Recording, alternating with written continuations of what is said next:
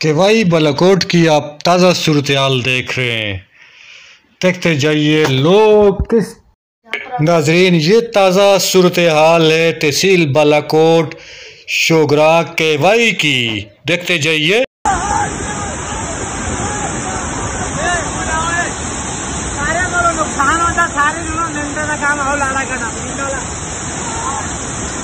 दरियाए कुनार के पानी से लोग अपने घरों और दुकानों को बचाने में मसरूफ हैं। इस तरफ देखिए नाजरीन, लोग अपनी दुकान को बचाने की कोशिश कर रहे हैं पानी से। देखते जाइए।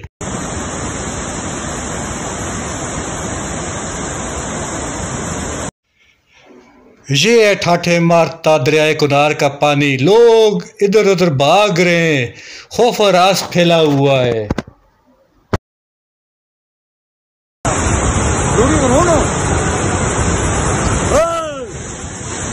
जल्दी करो, जल्दी करो।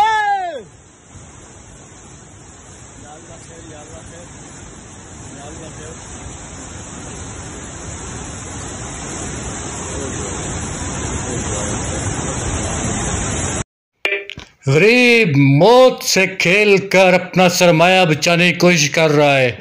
जनाब कल आप मांडरी का पुल देखा जो पानी की नजर हो गया था।